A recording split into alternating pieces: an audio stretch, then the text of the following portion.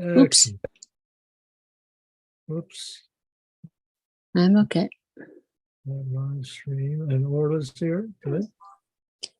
Duncan. So we need to add Orla to the list. Oh, I will. Sorry. Okay, there she is. All right. Okay.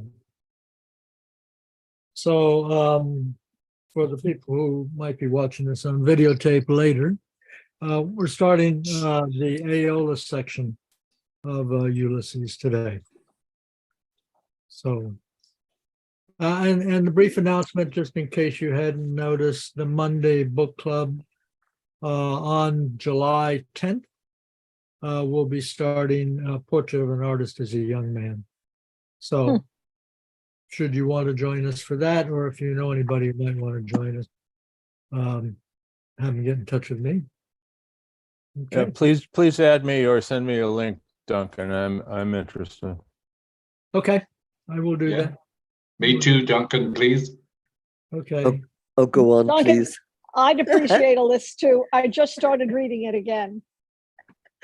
Okay, so hold on. Now, when you get this many names going, I definitely have to write something down. Okay, you will all get it for sure. Thank you. Thanks. Yeah. Sylvia, I was looking for your email address for Duncan as well. You should put it up there. Oh, but there's an extra link in case Massey can't join us on each Wednesday. But I put it up last week. Okay. But Anne, will I send it? I'll send it to you, Duncan. Shall I? Yes. Mm-hmm. Yeah, on what? On if I send it on that page? you can either send it to me through Facebook Messenger, or if you can, Yeah, I have your mess. And I saw that, and then I thought I've already done that. Sorry. You're fine. I'm only just thought of it there now, just in case. There's an extra link just in case. Oh yeah, and I knew about that, but I didn't. Okay, shall we begin? Mm-hmm. Yeah, where are we? I wonder. We're starting Aeolus in the heart of the Iberian metropolis.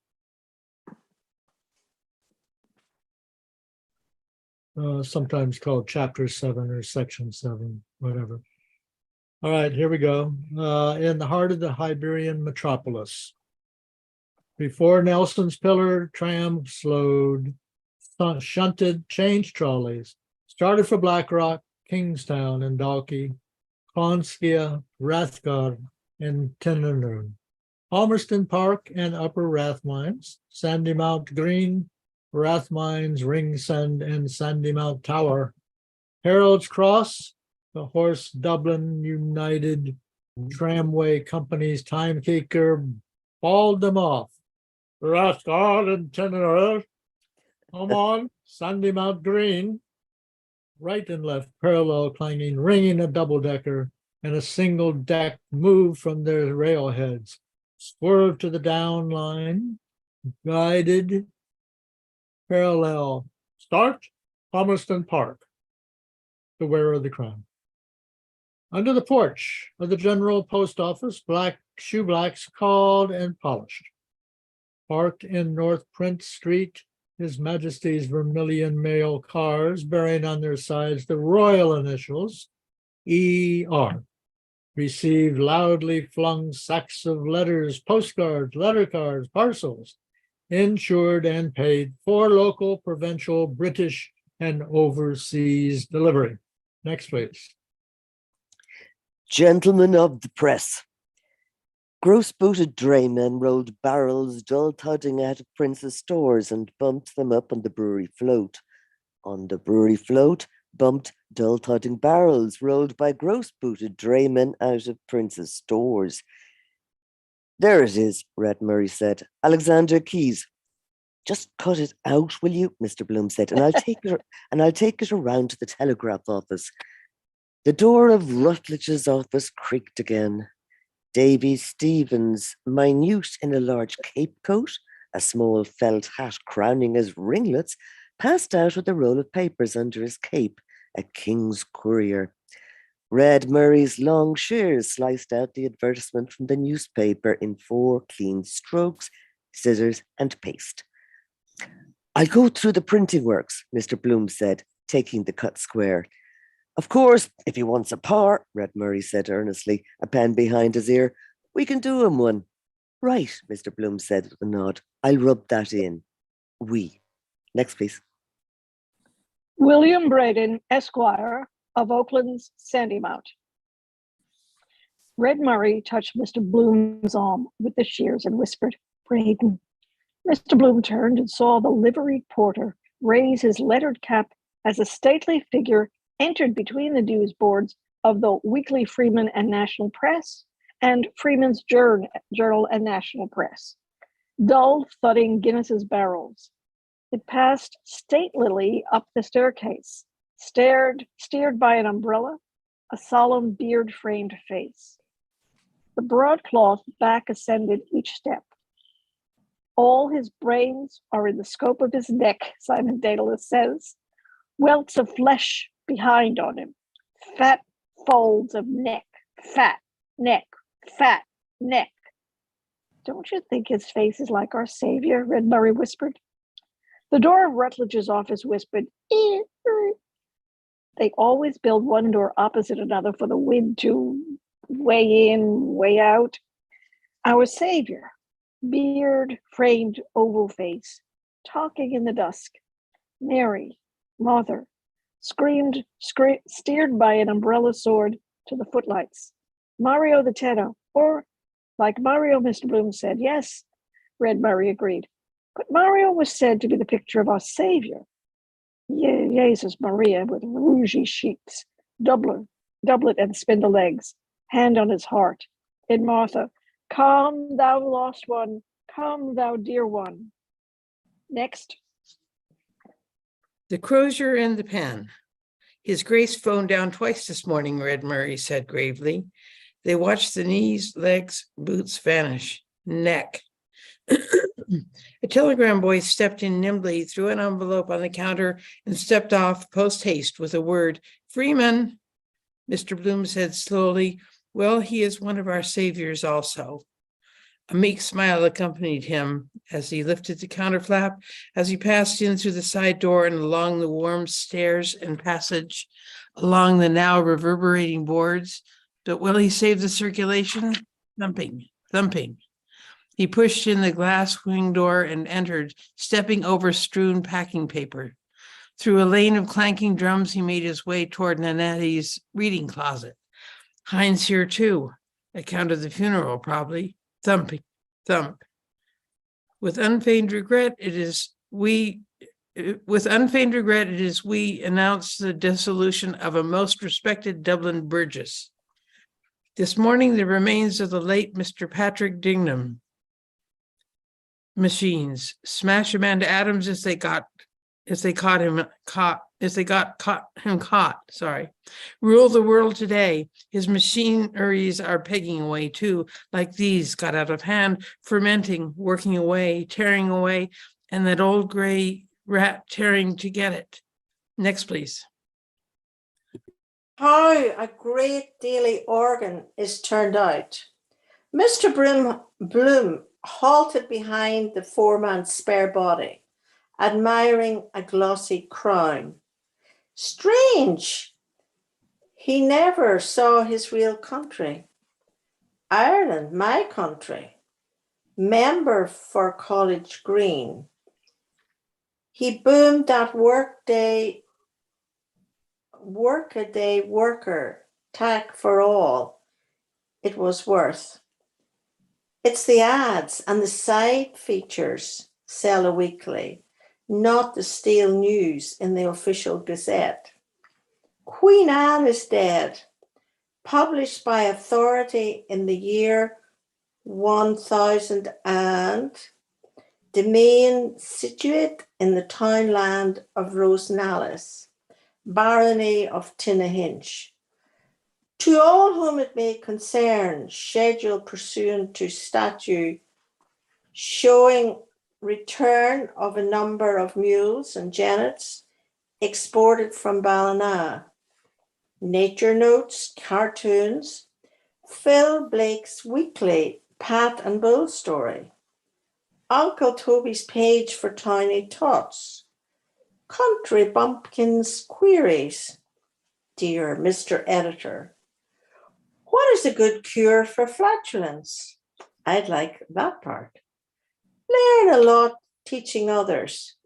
The personal note, MAP, mainly all pictures, shapely bathers on Golden Strand, world's biggest balloon, double marriage of sisters celebrated, 2 bridegrooms laughing heartily at each other, Cuprani 2, printer, more Irish than Irish. The machines clanked 3-4 times, thump, thump, thump. Now, if he got paralyzed there and no one knew how to stop them, they'd clank on and on the same. Print it over and over and up and back. Monkey doodle the whole thing. Want a cool head. Next. Well, get into the evening edition, Councillor, Hines said. Soon be calling him my Lord Mayor. Long John is backing him, they say. The foreman, without answering, scribbled press on a corner of the sheet and made a sign to the typesetter. He handed the sheet silently over the dirty glass screen. Right. Thanks, Hines said, moving off. Mr. Bloom stood in his way.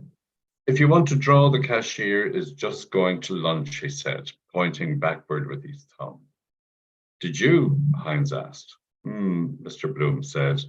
Look sharp and you'll catch him. Thanks, old man, Hines said. I'll tap him too. He hurried on eagerly towards the Freeman's Journal. 3 bob I lent him in Mars. 3 weeks. Third hint. We see the canvasser at work. Mr. Bloom laid his cutting on Mr. Nanetti's desk. Excuse me, Councillor, he said. This ad, you see. He's, you remember. Mr. Nanetti considered the cutting a while and nodded. He wants it in for July, Mr. Bloom said. He doesn't hear it. Nan, iron nerves. The foreman moved his pencil towards it.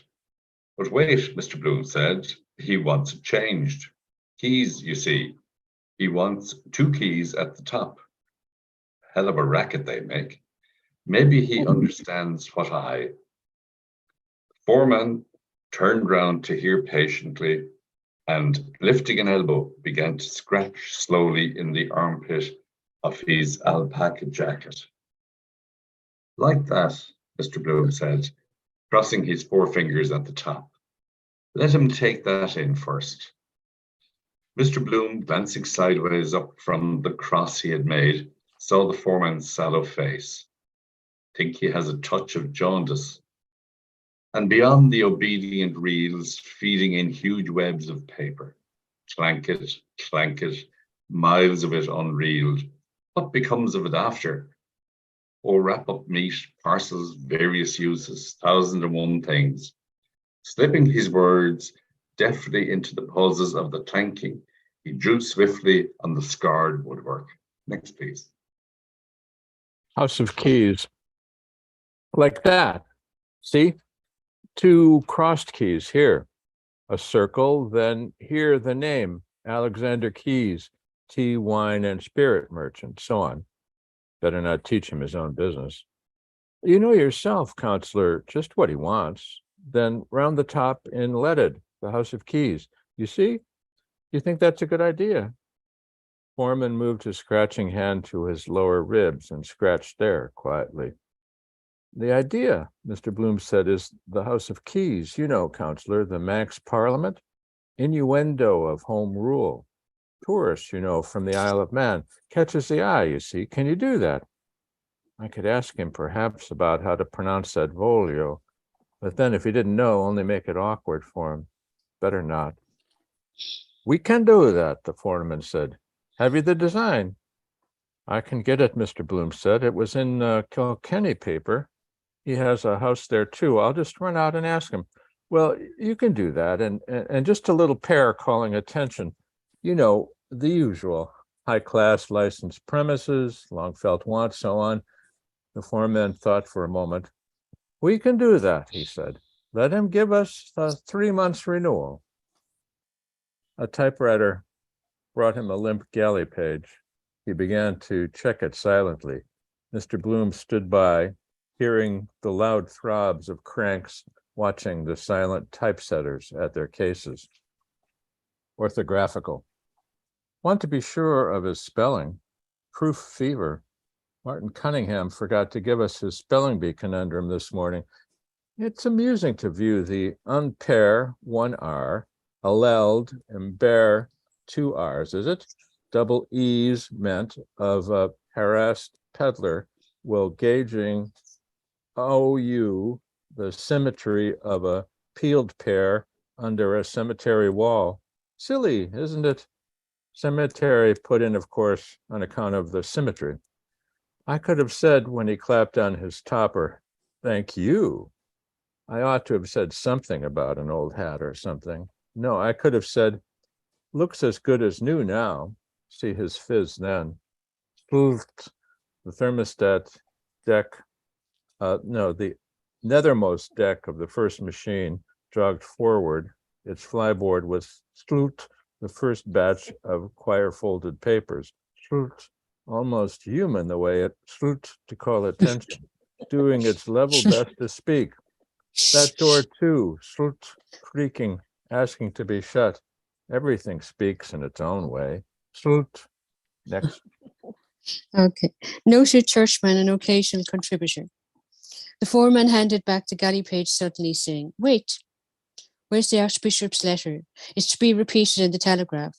Where's what's his name? He looked about him, round his loud unanswering machine. Monks, sir? A voice asks from the casting box. Aye, where's Monks? Monks.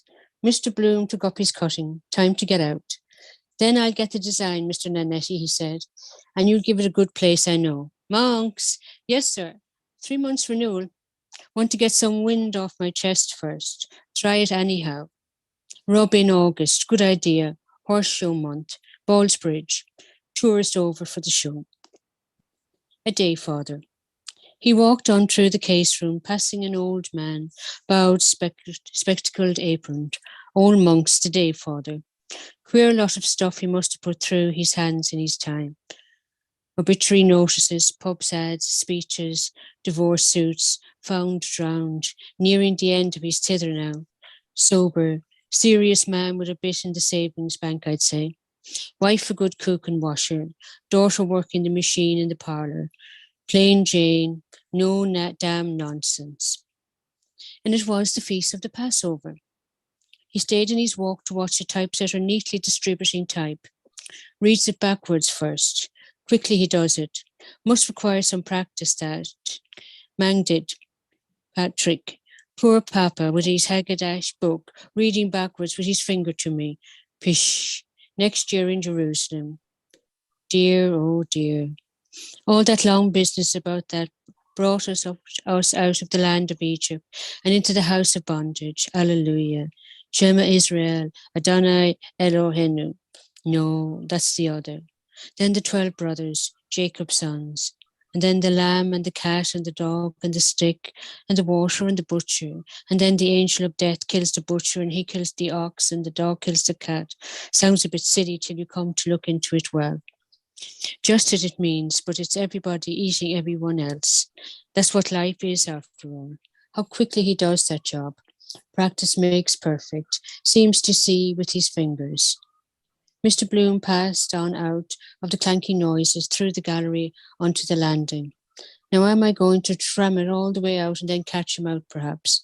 Better phone him up first. Number.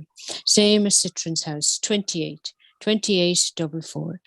Next, please.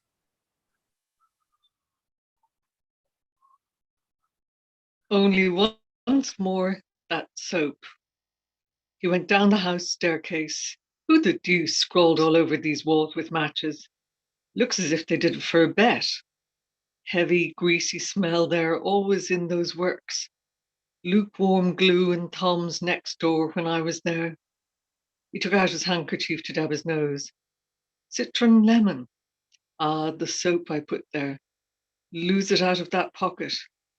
Putting back his handkerchief, he took out the soap and stowed it away, buttoned into the hip pocket of his trousers. What perfume does your wife use? I could go home still. Tram. Something I forgot. Just to see before dressing. No. Here. No. A sudden screech of laughter came up from the Evening Telegraph office. Know who that is. What's up? Pop in a minute to phone. Ned Lambert it is. He entered softly. Next, please. Aaron, green gem of the silver sea. The ghost walks, Professor McHugh murmured softly, biscuitfully to the dusty window pane. Mr. Dedalus, staring from the empty fireplace at Ned Lambert's quizzing face, asked of it sourly, agonizing Christ, wouldn't it give you a heartburn on your arse? Ned Lambert, seated on the table, read on. Or again, note the meanderings of some purling rill as it babbles on its way, though quarreling with the stony obstacles to the tumbling waters of Neptune's blue domain, in mossy banks, fanned by gentlest zephyrs, played on by the glorious sunlight, or neath the shadows cast o'er its pensive bosom by the overarching leafage of the giants of the forest. What about that, Simon? He asked over the fringe of his newspaper. How's that for high? Changing his drink, Mr. Dedalus said. Ned Lambert, laughing, struck the newspaper on his knees, repeating the pensive bosom and the overarching leafage. Oh, boys, oh, boys. And Xenophon looked upon Marathon, Mr. Dedalus said, looking again on the fireplace and to the window, and Marathon looked on the sea. Next, please. That will do, Professor McHugh cried from the window. I don't want to hear any more of that stuff. He ate off the crescent of water biscuit he had been nibbling and hungered, made ready to nibble the biscuit in his other hand. Highfalutin stuff, bladderbags. Ned Lambert has taken a day off, I see. Rather upsets a day, man. A man's day, a funeral does. He has influence, they say. Old Chatterton, the vice-chancellor, is his grand-uncle, or his great-grand-uncle. Close to 90, they say. Sub-leader for his death, written this long time, perhaps.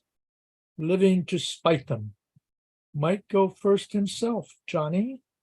Make room for your uncle. The Right Honorable Hedges Eyre Chatterton. Dare say he writes himself an odd shaky check or two on gay old days. Windfall when he kicks out. Hallelujah. Just another spasm, Ned Lambert said. What is it? Mr. Bloom asked. A recent discovered fragment of Cicero. Professor McHugh answered with pomp of tone. Our lovely land. Whose land? Mr. Bloom asked simply. Most pertinent question, the professor said between his chews, with an accent on the whose. Dan Dawson's land, Mr. Dedalus said. Is it his speech last night? Mr. Bloom asked. Ned Lambert nodded. But listen to this. The doorknob hit Mr. Bloom in the small of the back as the door was pushed in. Excuse me, J.J. Malloy said, entering. Mr. Bloom moved nimbly aside. I beg yours. Good day, Jack. Come in, come in. Good day. How are you, Dedalus? Well, and yourself? J.J. O'Malloy shook his head. Next. Sad. Cleverest fellow at the junior bar he used to be, declined poor chap. That hectic flush spells beneath for a man. Touch and go with them. What's in the wind, I wonder? Money worry. Or again, if we but climb the serried mountain peaks. You're looking extra. Is the editor to be seen? J.J. O'Malloy asked, looking towards the inner door. Very much so, Professor McHugh said. To be seen and heard. He's in his sanctum with Lennon. J.J. O'Malloy strolled to the sloping desk and began to turn back the pink pages of the file. Practice dwindling. I might have been losing heart, gambling, debts of honour, reaping the whirlwind. Used to get good retainers from D&T Fitzgerald, their wigs to show their grey matter, brains on his sleeve like the statue in Glasnevin. Believe he does some literary work for the Express with Gabriel Conroy. Well-read fellow. Miles Crawford began in The Independent. Funny the way those newspaper men veer about when they get wind of a new opening. Weathercocks, hot and cold in the same breath. Wouldn't know which to believe. One story good till you hear the next. Go for one another, bald-headed in the papers, and then all blows over. Hail fellow well met the next moment. Ah, listen to this, for God's sake, Ned Lambert pleaded. Or again, if we but climbed the serried mountain peaks. Bombast, the professor broke in testily. Enough of the inflated windbag peaks, Ned Lambert went on, towering high on high, to bathe our souls, as it were. Bathe his lips, Mr. Dedalus said. Blessed and eternal God, yes. Is he taking anything for it? As 'twere in the peerless panorama of Ireland's portfolio, unmatched despite their well-praised prototypes and other vaunted prize regions for very beauty of bosky grove and undulating plain, and lush pastureland of vernal green, steeped in the transcendent, translucent glow of our mild, mysterious Irish twilight. Next, please.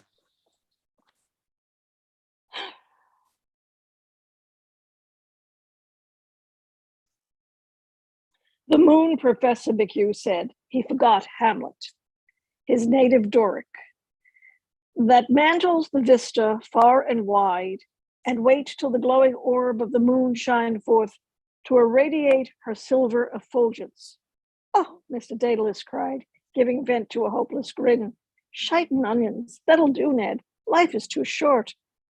He took off his silk hat, and blowing out impatiently his bushy mustache, Welsh combed his hair with raking fingers. Ned Lambert tossed the newspaper aside, chuckling with delight. An instant after, a hoarse bark of laughter burst over Professor McHugh's unshaven, bespectacled face. Doughy door, he cried. What Weatherup said. All very fine to jeer at it now in cold print, but it goes down like hotcake, that stuff. He was in the bakery line too, wasn't he? Why, they call him Doughy door. Feathered his nest well, anyhow. Daughter engaged to the chap in the Inland Revenue Office with the motor. Hooked that nicely. Entertainments, open house, big blowout. Weatherup always said that. Get a grip of them by the stomach. The inner door was opened violently, and a scarlet-beaked face, crested by a comb of feathery hair, thrust itself in. The bold blue eyes stared about them, and a harsh voice asked, "What is it?" "And here comes the sham squire himself," Professor McHugh said grandly. "Get on out that, you bloody old pedagogue," the editor said in recognition. "Come, Ned," Mr. Dedalus said, putting on his hat. "I must get a drink after that." "Drink," the editor cried. "No drink served before Mass." "Quite right, too," Mr. Dedalus said, going out. "Come on, Ned." Ned Lambert sidled down from the table. The editor's blue eyes roved towards Mr. Bloom's face, shadowed by a smile. "Will you join us, Miles?" Ned Lambert asked. Next. Memorable battles recalled. North Cork militia, the editor cried, striding to the mantelpiece. We won every time. North Cork and the Spanish officers. Where was that, Miles? Ned Lambert asked with a reflective glance at his toe caps. In Ohio, the editor shouted. So it was, begad, Ned Lambert agreed. Passing out, he whispered to J.J. O'Malloy, incipient Jig's sad case. Ohio, the editor crowed in a high treble from his uplifted scarlet face. My Ohio. A perfect critic, the professor said. Long, short, and long. Oh, harp aeolian. He took a reel of dental floss from his waistcoat pocket and, breaking off a piece, twanged it smartly between two of his resident unwashed teeth. Bang, bing, bang, bang, bang. Mr. Bloom, seeing the coast clear, made for the inner door. Just a moment, Mr. Crawford, he said. I just want to phone about an ad. He went in. What about that leader this evening? Professor McHugh said, coming to the editor and laying a firm hand on his shoulder. That'll be all right, Miles, Crawford said more calmly. Never you fret. Hello, Jack. That's all right. Good day, Miles, J.J. O'Malloy said, letting the pages he held limply back on the file. Is that Canada swindle case on today? The telephone whirred inside. 28. No, 20. 44. Yes. Next, please. Spot the winner. Lenihan came out of the inner office with sports tissues. Who wants a dead cert for the Gold Cup? He asked. Scepter with O, Madden up. He tossed the tissues onto the table. Screams of the newsboys, barefoot in the hall, rushed near, and the door was flung open. Hush, Lennon said. I hear footsteps. Professor McHugh strode across the room and seizing the cringing urchin by the collar as the others scampered out of the hall and down the steps. The tissues rustled up in the draught, floated softly in the air, blue scrawls, and under the table came to earth. Wasn't me. It was the big fellow shoved me, sir. Throw him out and shut the door, the editor said. There's a hurricane blowing. Lenihan began to paw the tissues up from the floor, grunting as he stooped twice. Waiting for the racing special, sir, the newsboy said. It was Pat Farrell shoved me, sir. He pointed to two faces peering in round the doorframe. Him, sir. Out of this with you, Professor McHugh said gruffly. He hustled the boy out and banged the door to. J.J. O'Malloy turned the files crackingly over, murmuring, seeking. Continued on page 6, column 4. Yes, Evening Telegraph here. Bloom phoned from the inner office. Is the boss? Yes. Telegraph. To where? Ah. Which auction rooms? Ah, I see. Right. I'll catch him. Next. A collision ensues. The bell whirred again as he rang off. He came in quickly and bumped against Lenihan, who was struggling up with the second tissue. Pardon, monsieur, Lenihan said, touching him for an instant and making a grimace. My fault, Mr. Bloom said, suffering his grip. Are you hurt? I'm in a hurry. Knee, Lenihan said. He made a comic face and whined, rubbing his knee. The accumulation of the Anno Domini. Sorry, Mr. Bloom said. He went to the door and holding it ajar, paused. J.J. O'Malloy slapped the heavy pages over. The noise of two shrill voices, a mouth organ, echoed in the bare hallway from the newsboys squatted on the doorsteps. We are the boys of Wexford who fought with heart and hand. Exit Bloom.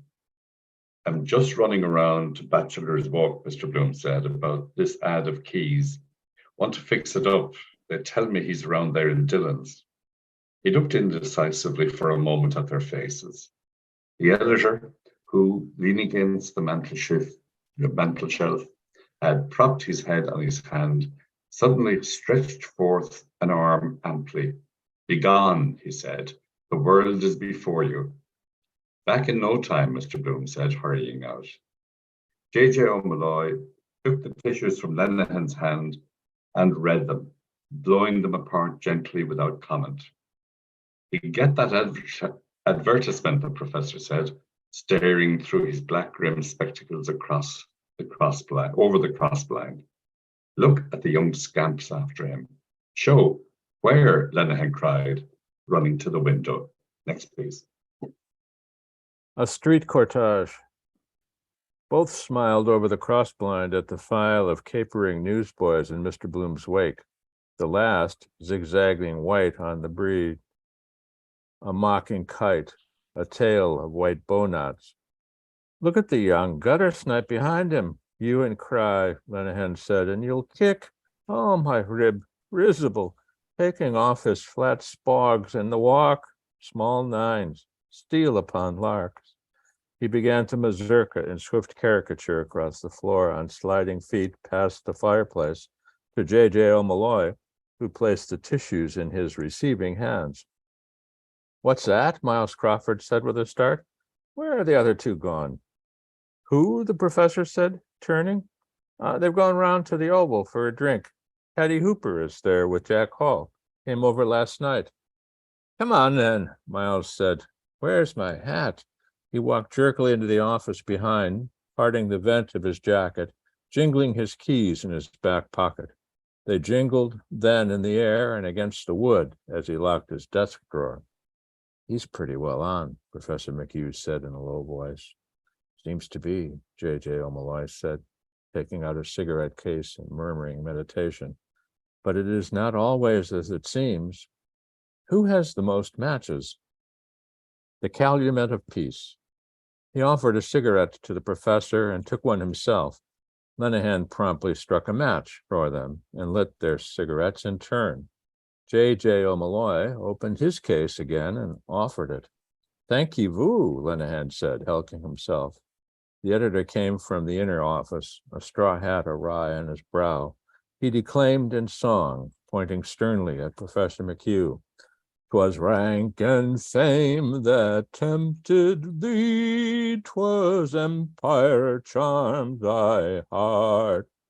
The professor grinned, locking his long lips. Hey, you bloody old Roman Empire, Miles Crawford said. He took a cigarette from the open case. Lenehan, lighting it for him with quick grace, said, Silence for my brand new riddle. Imperium Romanum, J.J. O'Malloy said gently. It sounds nobler than British or Brixton. The word reminds one somehow of fat in the fire. Miles Crawford blew his first puff violently towards the ceiling. That's it, he said. We are the fat.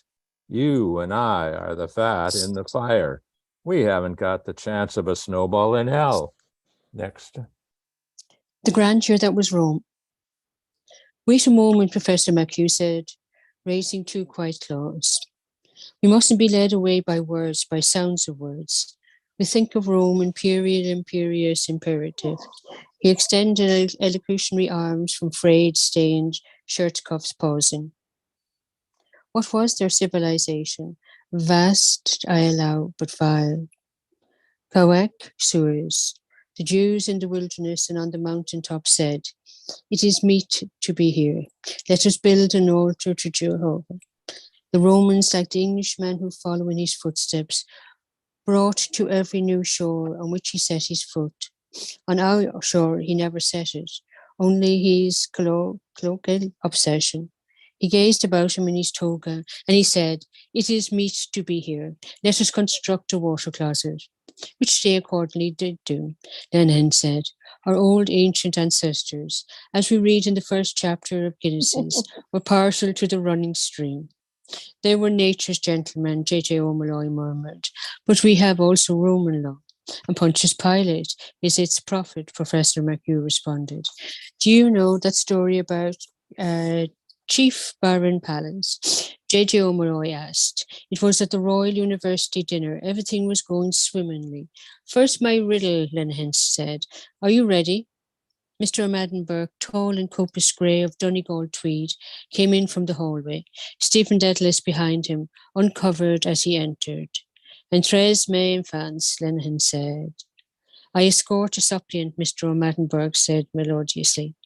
Youth led by experience visit notoriety. How do you do? The editor said, holding out a hand. Come in, your governor is just gone. Next, please.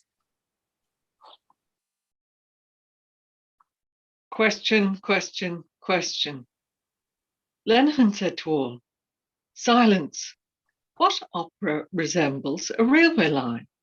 Reflect, ponder, excogitate, reply. Stephen handed over the typed sheets, pointing to the title and signature. Who? The editor asked. Bit torn off. Mr. Garrett Deasy, Stephen said. That old Pelters, the editor said. Who tours? Was he short taken? On swift sail flaming, from storm and south, he comes, pale vampire, mouth to my mouth. Good day, Stephen, the professor said, coming to peer over their shoulders. Foot and mouth, are you turned? Bullock, befriending bard. Next, please. Dindy in a well-known restaurant. Good day, sir, Stephen answered, blushing. The letter is not mine. Mr. Garrett Deasy asked me to. Oh, I know him, Miles Crawford said, and I knew his wife, too. Bloodiest old tartar God ever made. By Jesus, she had the foot and mouth disease, and no mistake. The night she threw the soup in the waiter's face and the star and garter. Oh, ho! A woman brought sin into the world. For Helen, the runaway wife of Menelaus, 10 years the Greeks. O'Rourke, Prince of Breffni. Is he a widower? Stephen asked. Aye, a grass one, Miles Crawford said, his eye running down the typescript. Emperor's horses, Habsburg. An Irishman saved his life on the ramparts of Vienna. Don't you forget. Maximilian Karl O'Donnell, Graf von Tyrconnell in Ireland, sent his heir over to make the king an Austrian field marshal now. Going to be trouble there one day. Wild geese. Oh, yes, every time. Don't you forget that. The moot point is, did he forget it? J.J. O'Malloy said quietly, turning a horseshoe paperweight. Saving princes is a thank you job. Professor McHugh turned on him. And if not, he said, I'll tell you how it was, Miles Crawford began. A Hungarian it was one day. Next, please. Lost causes. Noble Marquess mentioned. You're always loyal to lost causes, the professor said. Success for us is the death of the intellect and of the imagination. We were never loyal to the successful. We serve them. I teach the blatant Latin language. I speak the tongue of a race, the acme of whose mentality is the maxim. Time is money. Material domination. Domini, Lord. Where is the spirituality? Lord Jesus, Lord Salisbury, a sofa in a West End club, but the Greek. Kyrie Ellison. A smile of light brightened his dark-rimmed eyes, lengthened his long lips. The Greek, he began again. Kyrios, shining word. The Val, the Semite, and the Saxon know not. Kyrie, the radiance of the intellect. I ought to profess Greek, the language of the mind. Kyrie Ellison, the closet maker and the cloacal maker will never be lords of our spirit. We are liege subjects of the Catholic chivalry of Europe that foundered in Trafalgar, and of the empire of the spirit, not an imperium, that went under with the Athenian fleets at Agaspotami. Yes, they went under. Pyrrhus, misled by an oracle, made a last attempt to retrieve the fortunes of Greece, loyal to a lost cause. He strode away from them towards the window. They went forth to battle, Mr. O'Madden said grayly, but they always fell. Boo-hoo, Linehan wept with a little noise, owing to a brick received in the latter half of the matinee. Poor Prius, he whispered, then near Stephen's ear. Next. Lenehan's limerick. There's a ponderous pundit McHugh who wears goggles of ebony hue, as he mostly sees double. To wear them, why trouble? I can't see the Joe Miller, can you? In mourning for Sallust, Mulligan says, whose mother is beastly dead. Miles Crawford crammed the sheets into a side pocket. That'll be all right, he said. I'll read the rest after. That'll be all right. Lennon extended his hands in protest. But my riddle, he said. What opera is like a railway line? opera, Mr. Madden Burke's sphinx face re-riddled. Lennon announced gladly, the Rose of Castile. See the wheeze? Rose of cast steel. Gee. He poked Mr. Madden Burke mildly in the spleen. Mr. Madden Burke fell back with grace on his umbrella, feigning a gasp. Help, he sighed. I feel a strong weakness. Lennon, rising to tiptoe, fanned his face rapidly with the rustling tissues. The professor, returning by way of the files, swept his hand across Stephen's and Mr. O'Madden's Burke's loose ties. Paris, past and present, he said. You look like communards. Like fellas who had blown up the Bastille, J.J. Malloy said in quiet mockery. Or was it you shot the Lord Lieutenant of Finland between you? You look as though you had done the deed. General Bobrikov. Next. You were only thinking about it, Stephen said. Omnium gatherum. All the talents, Miles Crawford said. Law, the classics, the turf, Lenihan put in. Literature, the press. If Bloom were here, the professor said. The gentle art of advertisement. And Madame Bloom, Mr. O'Madden Burke added, the vocal muse, Dublin's prime favorite. Lenihan gave a loud cough. He said very softly, oh, for a fresh of breath air. I caught a cold in the park. The gate was open. You can do it. The editor laid a nervous hand on Stephen's shoulder. I want you to write something for me, he said, something with a bite in it. You can do it. I see it in your face. In the lexicon of youth, see it in your face. See it in your eye. Lazy, idle, little schemer. Foot and mouth disease, the editor cried in scornful invective. Great nationalist meeting in Boris and Ossory. All balls, bulldozing the public. Give them something with a bite in it. Put us all into it. Damn its soul. Father, Son, and Holy Ghost, and Jakes McCarthy. We can all supply mental paddle, Mr. O'Madden Burke said. Stephen raised his eyes to the bold, unheeding stare. He wants you for the press gang, J.J. Malloy said. The great Gallagher. You can do it, Miles Crawford repeated, clenching his hand in emphasis. Wait a minute. We'll paralyze Europe, as Ignatius Gallagher used to say when he was on the Chagrin, doing billboarding in the Clarence. Gallagher, that was a pressman for you. That was a pen. You know how he made his mark? I'll tell you. That was the smartest piece of journalism ever known. That was in 81, 6th of May, time of the Invincibles, murder in the Phoenix Park, before you were born, I suppose. I'll show you. He pushed past them to the files. Look at here, he said, turning. The New York World cabled for a special. Remember that time? Professor McHugh nodded. New York World, the editor said, excitedly pushing back his straw hat. Where it took place. Tim Kelly, O'Connor, Joe Brady and the rest of them, where Skin the Goat drove the car. Whole route, you see. Skin the Goat, O'Madden Burke said. Fitzharris. He has that cabman shelter, they say, down there at Butt Bridge. Holohan told me. You know Holohan? Hop and carry one, is it? Miles Crawford said. And poor Gumley is down there too, so he told me. Minding stones for the corporation, a night watchman. Stephen turned in surprise. Gumley, he said. You don't say so.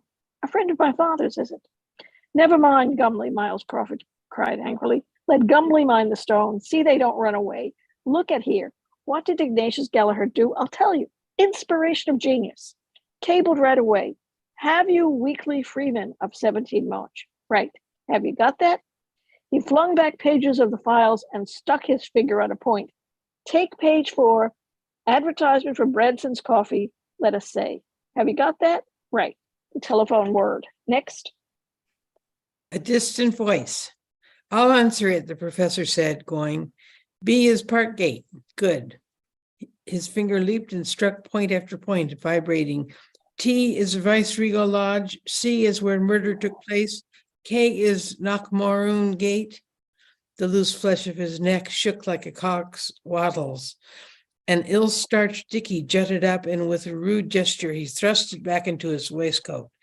Hello, Evening Telegraph here. Hello? Who's there? Yes, yes, yes. F to P is the route. Skin the Goat drove to the car for an alibi. Inchicore, Roundtown, Windy Arbor, Palmerston Park, Ranelagh, FABP. Got that? X is Davies Public House in Upper Leeson Street. The professor came to the inner room. Bloom is at the telephone, he said. Tell him to go to hell, the editor said promptly. X is Davies Public House, see? Clever, very. Clever, Linehan said, very.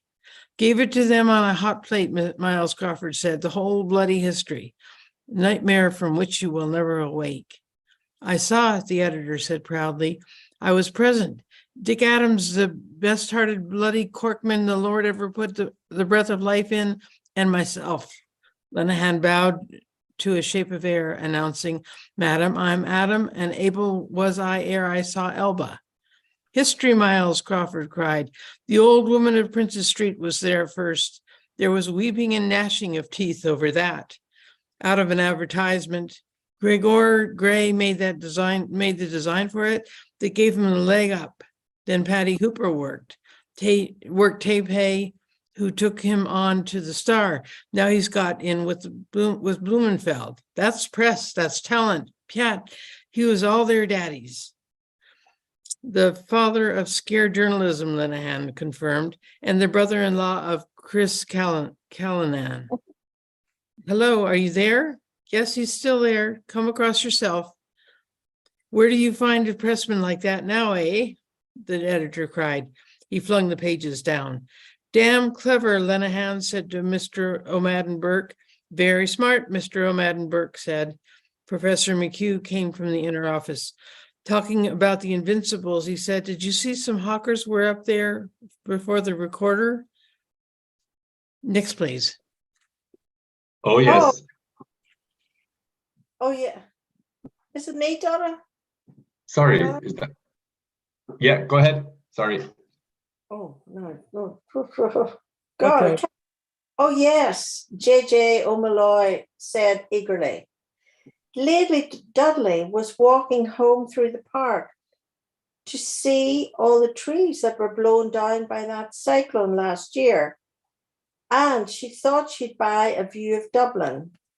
And it turned out to be a commemoration postcard of Joe Brady, or Number One, or Skin the Goat, right outside the Viceregal Lodge. Imagine. They're only in the book. They're only in the hook and eye department, Miles Crawford said. Press and the bar. Where have you a man now at the bar like those fellows, like Whiteside, like Isaac Bucks, like Silver-tongued O'Hagan? Eh? Ah, bloody nonsense. Psst. Only in the half-penny place. His mouth continued to switch on speaking in nervous curls of disdain. Would anyone wish that mouth for her king? How do you know? Why did you write it then? Rhymes and reasons. Mouth, south. Is the mouth south some way? Or is the south the mouth? Must be some. South, pout, out, shout, drought. Rhymes. Two men dressed the same, looking the same, 2 by 2. Next. Ia tua pace, che parler ti piace, mentre c'è il vento, come fa si tace. He saw them 3 by 3, approaching girls in green, in rose, in russet, and twining. Per layer perso, in mauve, in purple, Tela Pacifica, Aurea Fiamma, in gold of oriflamme, de rimerar fe più ardenti. But I, old men, penitent, leaden-footed, under dark neath the night, mouth, south, tomb, womb, Speak up for yourself, Mr. O'Madden said. Sufficient for the day. J.J. O'Malley, smiling palely, took up the gauge. My dear Miles, he said, flinging his cigarette aside, you put a false construction on my words. I hold no brief, as at present advised, for the third profession qua profession, but your cork legs are running away with you. Why not bring in Henry Grattan and Flood and Demosthenes and Edmund Burke? Ignatius Gallagher, we all know, and his chap Elizabeth, Farnsworth of the Farthing Press, and his American cousin of the Bowery gutter sheet, not to mention Paddy Kelly's budgets, Huey's occurrences, and our watchful friend, the Skibbereen Eagle. Why bring in a master of forensic eloquence like Whiteside? Sufficient for the day is the newspaper thereof. Links with bygone days of yore. Grattan and Flood wrote for this very paper, the editor cried in his face. Irish Volunteers, where are you now? Established 1763. Dr. Lucas. Who have you now, like John Philpott, Curran, Shah? Well, J.J. O'Malloy said, Bush, KC, for example. Bush, the editor said. Well, yes, Bush, yes. He has a strain of it in his blood. Kendall Bush, or I mean Seymour Bush. He would have been on the bench long ago, the professor said, only for, but no matter. J.J. O'Malloy turned to Stephen and said quietly and slowly, one of the most polished periods I think I ever listened to in my life fell from the lips of Seymour Bush. It was in that case of fratricide, the child's murder case. Bush defended him, and the porches of mine ear did pour. By the way, how did he find that out? He died in his sleep. But the other story, beast with two backs. What was that? The professor asked. Next, please. Italia Magistra Artium. He spoke on the law of evidence, J.J. O'Malloy said, of Roman justice, as contrasted with the earlier Mosaic Code, the Lex Talionis. And he cited the Moses of Michelangelo in the Vatican. Ha! A few well-chosen words, Lenehan prefaced. Silence. Pause. J.J. O'Malloy took out his cigarette case. False lull. Something quite ordinary. Messenger took out his matchbox thoughtfully and lit his cigar. I have often thought since, on looking back over that strange time, that it was that small act, trivial in itself, that striking of that match, that determined the whole aftercourse of both our lives. A polished period. J.J. O'Malloy resumed, molding his words. He said of it, that stony effigy in frozen music, horned and terrible, of the human form divine, that eternal symbol of wisdom and prophecy, which, if aught that the imagination of the hand of sculptor has wrought in marble, of soul transfigured and of soul transfiguring, deserves to live. His slim hand with a wave, graceful echo and fall. Fine, Miles Crawford said at once. The divine afflatus, Mr. O'Madden Burke said. You like it? J.J. O'Malloy asked Stephen. Stephen, his blood wooed by grace of language and gesture, blushed. He took a cigarette from the case. J.J. O'Malloy offered his case to Miles Crawford. Lenehan lit their cigarettes as before and took his trophor, saying, Muchibus thankibus. Next, please. A man of high morale. Professor McGuinness was speaking to me about you, J.J. O'Malloy said to Stephen. What you think really of that hermetic crowd, the opal hush poets, A.E. the master mystic. The Blavatsky woman started it. She was a nice old bag of tricks. A.E. has been telling me, some Yankee interviewer, that you came to him in the small hours of the morning to ask him about planes of consciousness. McGuinness thinks that you must have been pulling A.E.'s legs. He is a man of the very highest morale, McGuinness. Speaking about me, what did he say? What did he say? What did he say about me? Don't ask. No, thanks, Professor McHugh said, waving the cigarette case aside. Wait a moment. Let me say one thing. The finest display of oratory I ever heard was a speech made by John F. Taylor at the College Historical Society. Mr. Justice Fitzgibbon, the present Lord Justice of Appeal, had spoken, and the paper under debate was an essay, new for those days, advocating the revival of the Irish tongue. He turned towards Miles Crawford and said, "You know George Fitzgibbon?" Then you can imagine the style of his discourse. He is sitting with Tim Healy, J.J. O'Molloy said, rumour has it, on the Trinity College Estates Commission. He is sitting with a sweet thing in a child's frock, Miles Crawford said. Go on, well. It was the speech, Mark Hugh, the professor said, of a finished orator, full of courteous haughtiness and pouring in chastised diction. I will not say the vials of his wraths, but pouring the proud man's contumely upon the new movement. It was then a new movement. We were weak, therefore worthless.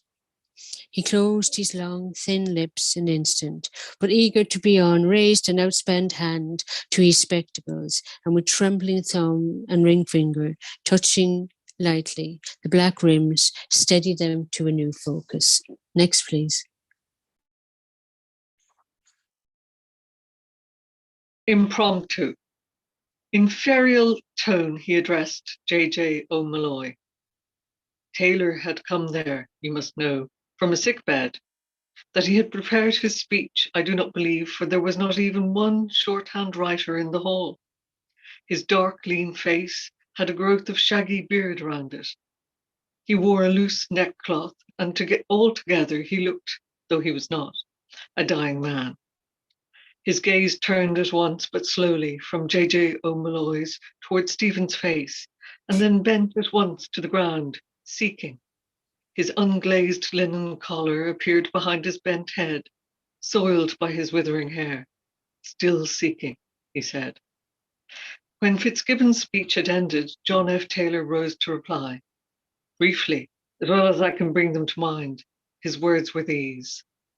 He raised his head firmly. His eyes bethought themselves once more. Witless shellfish swam in the gross lenses, to and fro, seeking outlet. He began. My chairman, ladies and gentlemen, great was my admiration in listening to the remarks addressed to the youth of Ireland, a moment since by my learned friend. It seemed to me that I had been transported into a country far away from this country, into an age remote from this age, that I stood in ancient Egypt, and that I was listening to the speech of some high priest of that land addressed to the youthful Moses. His listeners held their cigarettes poised to hear, their smokes ascending in frail stalks that flowered with his speech. And let our crooked smokes, noble words coming, look out, could you try your hand at it yourself? And it seemed to me that I heard the voice of that Egyptian high priest raised in a tone of like haughtiness and like pride. I heard his words and their meaning was revealed to me. Next, please. From the fathers, it was revealed to me that those things are good, which yet are corrupted, which neither if they were supremely good, nor unless they were good, could be corrupted. Curse you, that's St. Augustine. Why will you choose not accept our culture, our religion, and our language? You are a tribe of nomad herdsmen. We are a mighty people. You have no cities nor no wealth. Our cities are hives of humanity, and our galleys, trireme and quadrireme, laden with all manner merchandise, furrow the waters of the known globe. You have but emerged from primitive conditions. We have a literature, a priesthood, an age-long history, and a polity. Nile, child man effigy. By the Nile bank, the babe Marie's kneel, cradle of bulrushes. A man supple in combat, stone-horned, stone-bearded, heart of stone. You pray to a local and obscure idol. Our temples, majestic and mysterious, are the abodes of Isis and Osiris, of Horus and Amun-Ra. Your serfdom, awe and humbleness, ours, thunder in the seas. Israel is weak, and few are her children. Egypt is an host, and terrible are her arms. Vagrants and day laborers are you called. The world trembles at our name. A dumb belch of hunger cleft his speech. He lifted his voice above it boldly. Next, please. But ladies and gentlemen, had the youthful Moses listened to and accepted that view of life, had he bowed his head and bowed his will and bowed his spirit before that arrogant admonition, he would never have brought the chosen people out of their house of bondage, nor followed the pillar of the cloud by day. He would never have spoken with the eternal amid lightning on Sinai's mountaintop, nor ever have come down with the light of inspiration shining in his countenance, and bearing in his arms the tables of the law, graven in the language of the outlaw. He ceased and looked at them, enjoying a silence. Next, please. Ominous for him, J.J. O'Malloy said, not without regret, and yet he died without having entered the land of promise. Sudden at the moment, though from lingering illness, often previously expirated demise, Lennon said, and with a great future behind him. The troop of bare feet was heard rushing along the hallway and pattering up the staircase. That is oratory, the professor said, uncontradicted. Gone with the wind, hosts at Mullamast and Tower of the Kings, miles of ears of porches, the tribune's words howled and scattered to the four winds. A people sheltered within his voice, dead noise, Akasic records of all that ever anywhere, wherever was, love and laud him.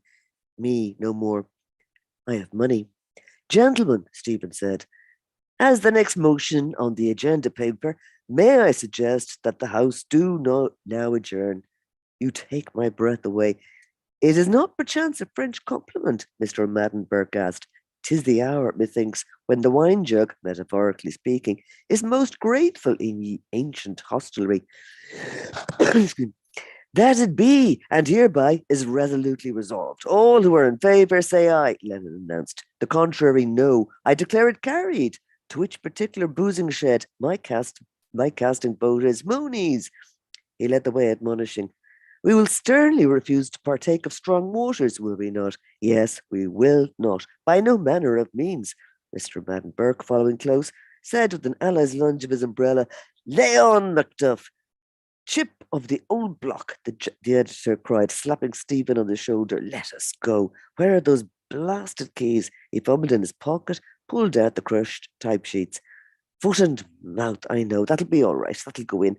Where are they? That's all right. He thrust the sheets back and went into the inner office. Next. All right. Yeah, actually, we'll stop there for today. I think this is a good place to stop. So, while we're here, would someone be kind enough to tell me what page in Wordsworth we're on? I can't. You got your microphone. I know. 128. Halfway down. 128. Yeah. Okay. And Donna, I think you've got your penguin. What is that? That's 145. 145. Okay. And Gabler's 118. Yeah. Okay. Any other additions?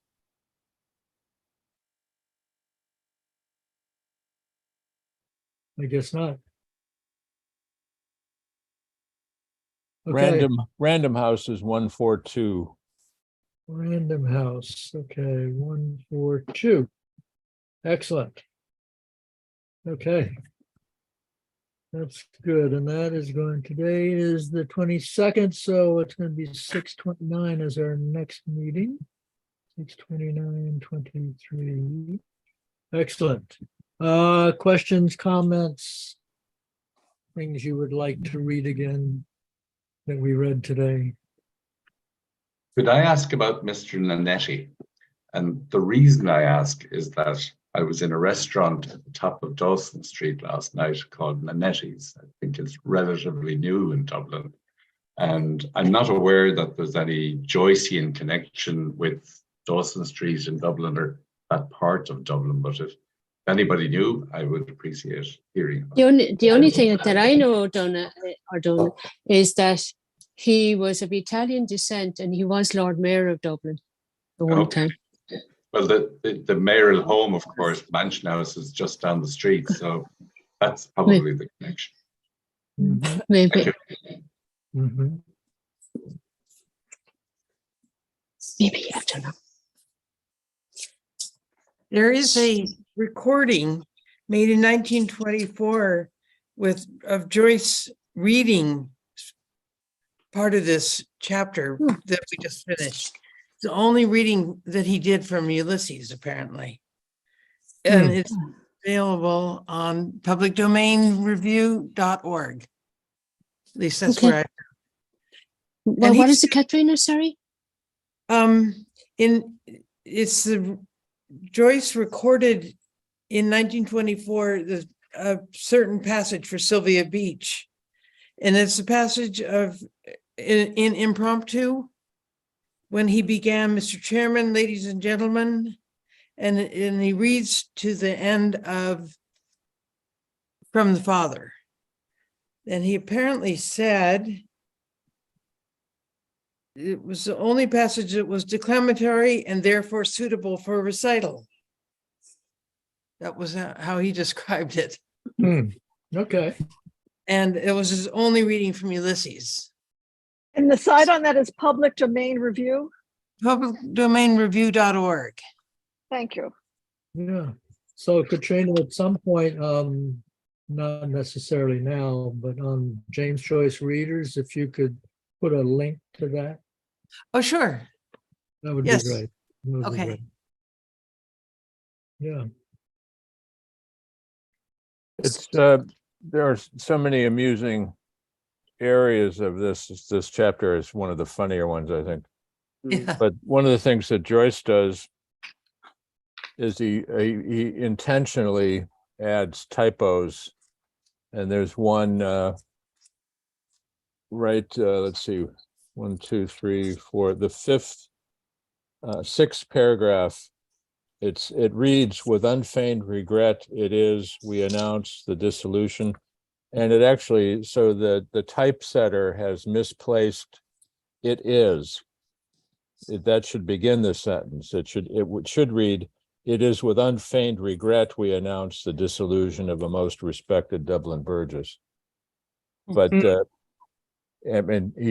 Joyce points out how typical and common errors like that were in newspaper because of the way they were typeset.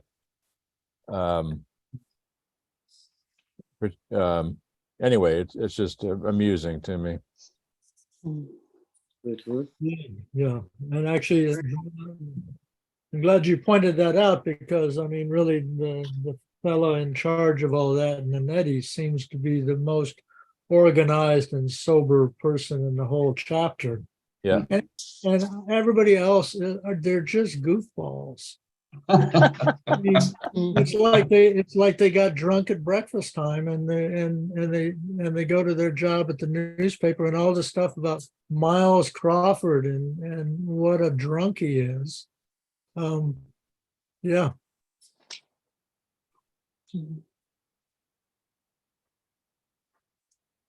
Well, the rest of them, Lenihan and J.D. O'Malloy and the rest of them, they're all a bunch of just hangers on. They're Mhm. you know, they know that they're going to end up at a pub, and they want to be there when the drinks are poured.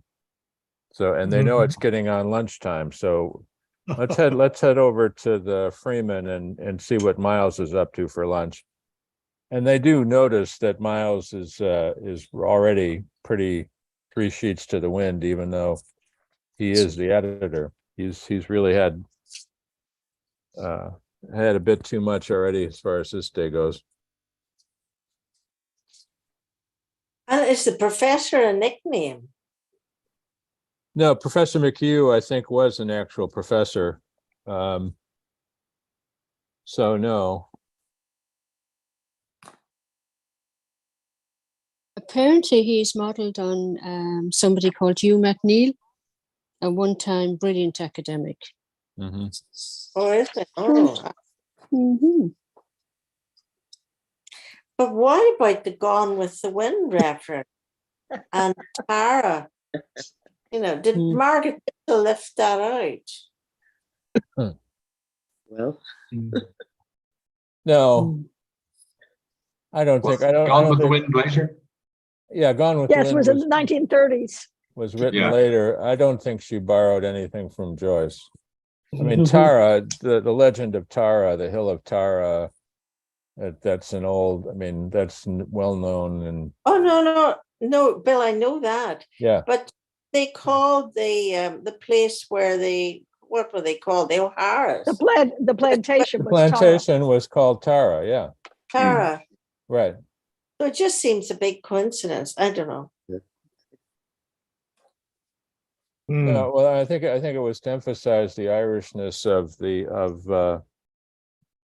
what's her name, Maureen. O'Hara. Yeah, it's that they called their plantation Tara. I mean, there were a lot of Irish in the South. Yes, Scarlett O'Hara is the one I mentioned. Yeah. Scarlett. The father was Irish. Yes. Yeah. Scarlett's father Was first generation. Was born in Ireland. Yeah. Yeah. Hmm. Mm-hmm. So on the section called orthographical,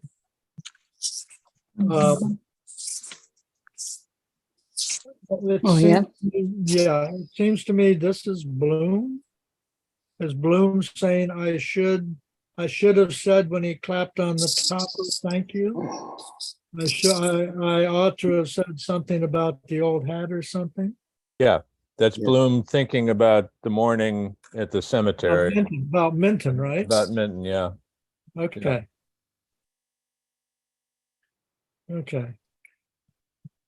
Because I think even if there wasn't a reference back, I think Bloom is probably the only character who is plagued with self-doubt in this. The rest seem supremely confident, so you can really guess from the thought whether it's Bloom or not, or that's just my Yeah, well, I mean, there's a number of incidents in here that gives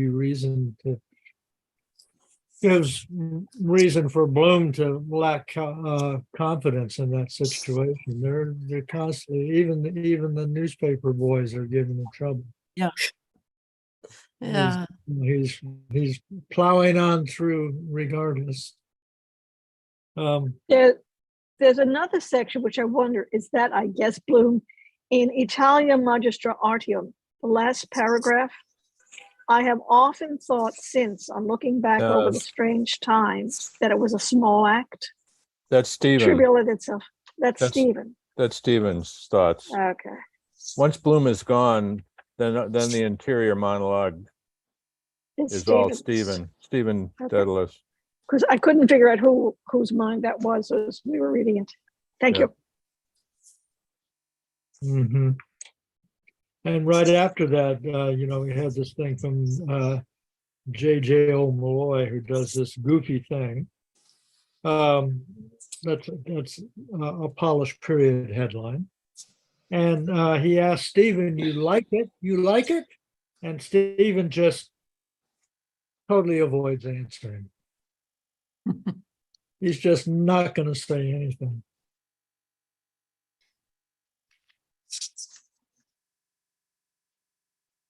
But Stephen doesn't really address us as a first person throughout the book. That's what I find interesting about I have often thought. Suddenly it's an I. That's because he's thinking he's talking to himself, but he's also. I mean that to me, this is one of the things that I pick up on in my theory about the book and how it's actually structured. So I think that's Stephen writing to himself. That's Stephen who is actually writing the manuscript, making a note to himself. And it's not intended for the reader. It has nothing to do with the story or the occasion. It's an afterthought of Stephen's. He does it again at right before Rhymes and Reasons when he's talking about so-and-so's mouth. Would anyone wish that mouth for her kiss? How do you know? Why did you write it then? That's himself. He's saying, how do you know? Well, why did you write it then? You know, it's like he's not saying I'm wondering why she would kiss that. Yeah. There's no I in it, is my point.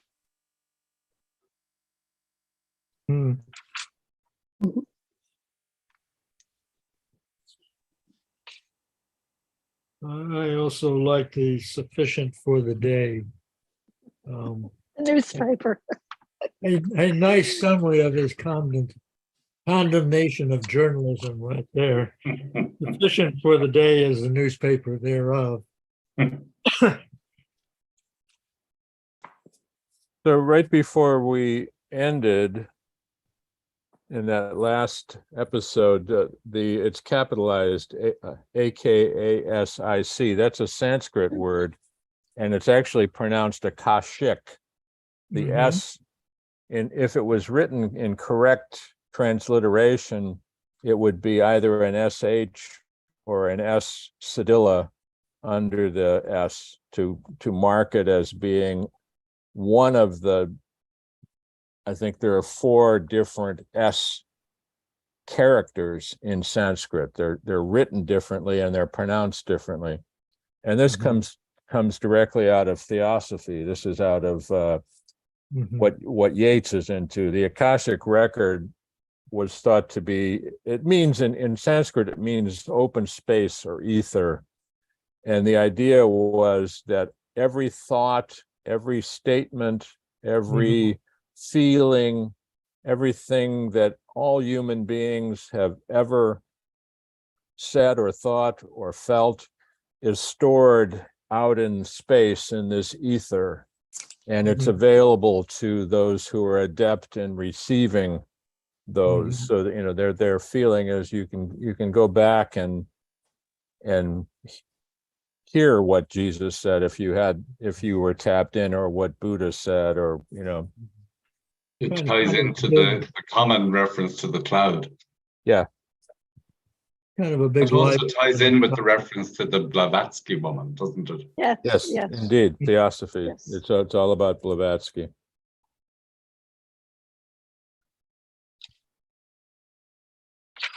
Anybody know what a And friend? Joyce had gone, hadn't he? Yes.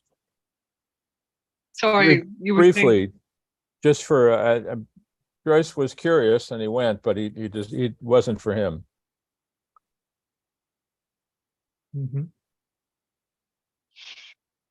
And does that tie into the whole Celtic Twilight stuff? Well, I mean, only in that Yeats was involved with both movements. The Celtic Twilight, to me, is more a literary movement, and the Theosophy and the secret, whatever, I can't remember now what they had called it was Theosophy, but they had another term for it. Yeah, the Order of the Golden Dawn. Yeah.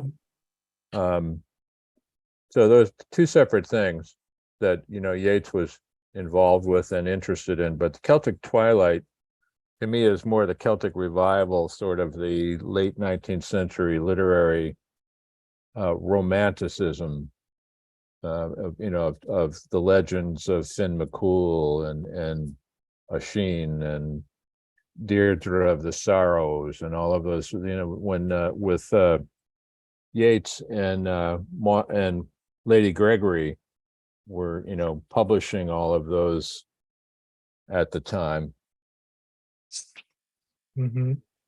It's interesting that Lady Gregory is being republished now. Yeah.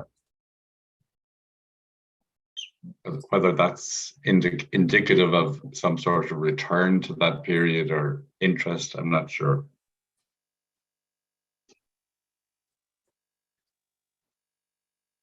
Okay. Okay. I just Uh, know that in Yeats's brother painted High Brazil, which is some place in myth that it's sort of like a version of heaven or somewhere that you can, like an island where you go to. Mhm. Tiernan Yeah. Right? Did you say Chernobyl? Tiernan yeah. We have a restaurant in New York with that name. That's why I was curious. It translates as the land of youth. And what was it, Diarmid that came back from High Brazil or from Tiernan with the warning that he should not get off his horse? His horse. Yeah. And he did to help somebody and aged dramatically and died on the spot. mm-hmm. Nothing to do with Ulysses, of course. That's okay. I enjoyed all the various people from Dubliners that showed up in today's reading, Yes. including Ignatius Gallagher. Is there an index of these people that one can find to read? Because I was getting quite confused with all the various characters that were being mentioned. Is there any what now? Is there an index of these characters? Not obviously in the book itself, but has somebody drawn up that type of index so that one can follow the yes, characters, like a one. dramatis persona? Yeah, there is, although it's not very well indexed itself. There is a dictionary, kind of a dictionary of people who show up in Ulysses, and it ties them to the real people. And then I Okay. guess who's the fellow who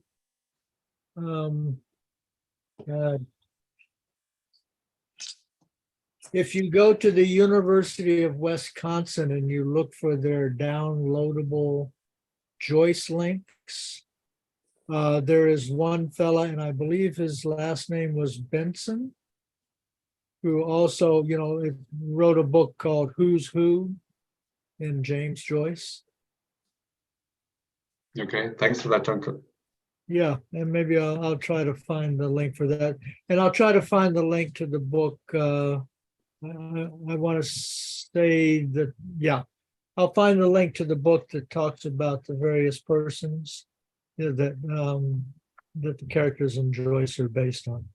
Great. Yeah. So I can't let us get away without pointing out on the quote that says, and this is Stephen talking to himself, "Noble words coming, look out. Could you try a hand at it yourself?" And that's, there's that whole little speechy thing that the fella is making about the Jews and having the Pharaoh telling them that they should pay attention because they're just a bunch of slaves, and he's from the mightiest nation of earth, etc., etc. Okay, others. Anybody else got questions, comments, references?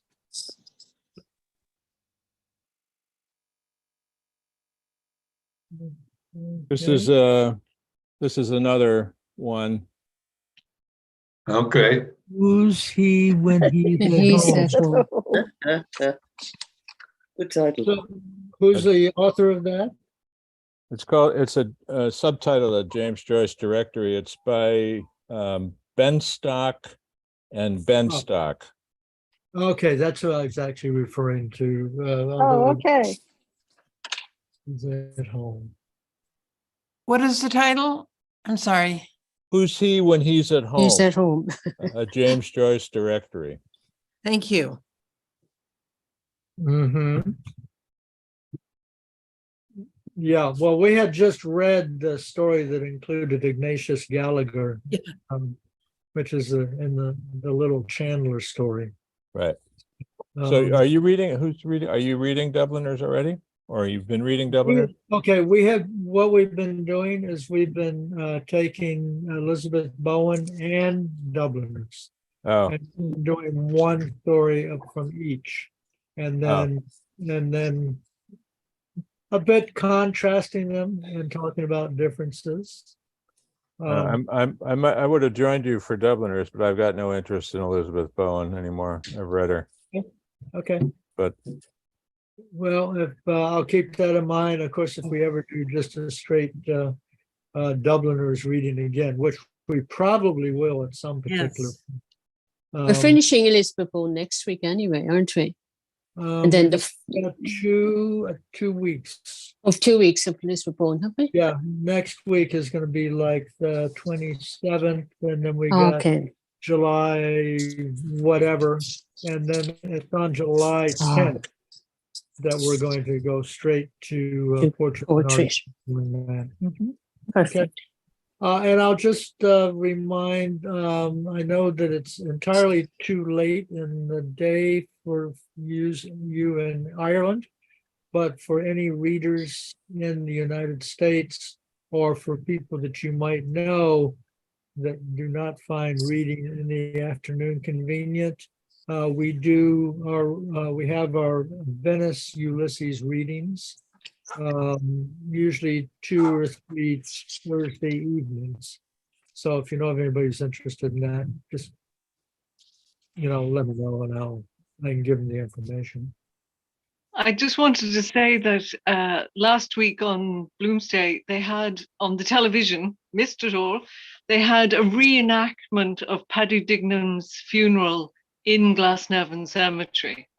And there are 400 characters from Ulysses buried in Glasnevin Cemetery. So you can go around. I was thinking maybe next year I'll go and have a look. And they celebrate, it's like a different version of Bloomsday. They celebrate the funeral and then everybody goes around all the graves. Is there a guide to the graves, Orla? I don't know. I just saw it on the news and I thought, oh, that's a I good saw it one. on the news I'll as go to well. that. Yeah. It's That's very interesting. 400 people. That are mentioned in Ulysses are buried in Glasnevin Cemetery. Well, there probably is or will be a website of all of that someday. Which I thoroughly enjoy. I went to a cemetery in Paris and had a delightful time, oddly enough. Just going and seeing all the different people who were there and what was on their grave sites, and there was even one thing where I went to where Jean-Paul Sartre and Simone de Beauvoir were, and they were buried together. And there was a young couple, a black male and an Anglo female, and they were picnicking. They kind of were having a picnic on the grave, and it was quite something to stumble across. So was it Père Lachaise Cemetery? Was it Père Lachaise Cemetery in Paris? Yeah, I think so. Yeah. I think so. Same place. I think Beckett was there and Baudelaire. And Jim Morrison, but you didn't go to Jim Morrison's grave? No. Actually, Jim Morrison's in the other. So it's other side of it. Yeah. There's an old part and a new part. It's the other big major grave site. So maybe it was not Père Lachaise. It just happened to be the one fairly near to where I was.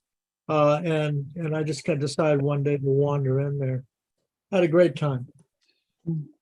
Okay. Well, gee, folks. Thank you. I think we will bid each other a good day and keep well.